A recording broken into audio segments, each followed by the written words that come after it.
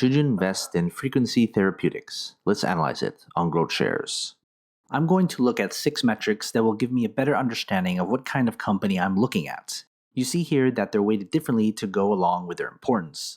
Each metric is graded from 0 to 99, with 99 being the upper end of the scale.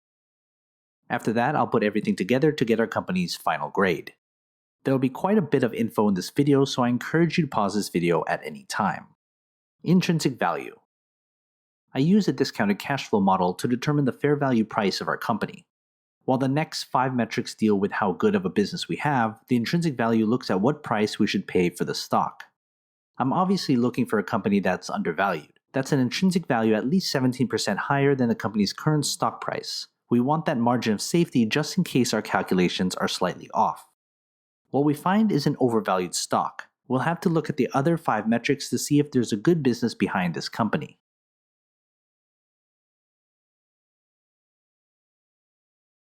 Earnings growth. I figure earnings growth through a combination of projected earnings over the next year, over the next 10 years, and then discounted based on the current inflation rate. What I'm looking for is a growth rate of at least 8%.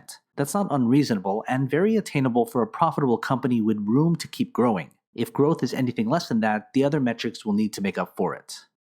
I have a growth rate that's average, and that's typical with stable companies out of their growth stage. It isn't bad, it's just average. PE ratio. The price to earnings ratio tells me at what multiple the stock is trading at compared to its earnings. I'm looking for a PE ratio of 15 or lower. That's not a hard and fast number based on the type of company, but as a general rule, the lower the better, since the PE is a key valuation metric. The PE here is a little bit too high for what I'm looking for. We're either looking at a company in a very highly speculative state or in its growth stage. The difference in earning growth is to figure out which is which. Dividends. Dividends are an underappreciated metric when analyzing a company. I'm looking for a dividend yield at least 2.1%. You should get paid for simply owning a piece of the business, or else you're just speculating. That's not investing.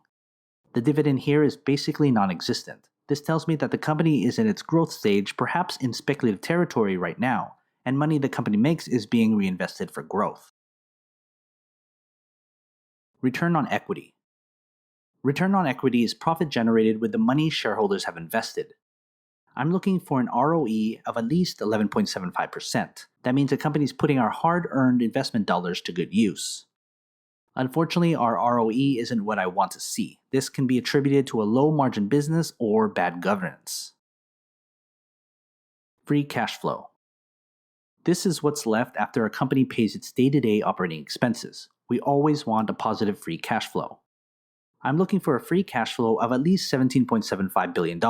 That's money that can be used to grow our business's market dominance through research and development and acquisitions. We have a meager free cash flow that tells me the company has no dominant position and doesn't have enough free cash in hand to capture any market share. Before we get our company's final grade, consider joining my Patreon. You'll get access to every grade from every company I've analyzed. It's updated all the time. Head to patreon.com/GrowthShares or click on the link in the description.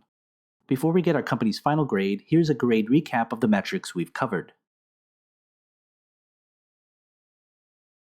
I'm looking for a good company or better. That means there's a good business behind our company and the price is attractive enough for us to buy in right now. Unfortunately, that's not what I see. There are too many substantial issues here that concern me. Either the business isn't that great or the price is just too expensive. This analysis is simple, yet an effective way to get your research started in the right direction. If you have a couple minutes, I'd love to know what kind of investor you are. Take my free survey. I left a link in the description. If not, check out my other analysis videos, and don't forget to subscribe for more.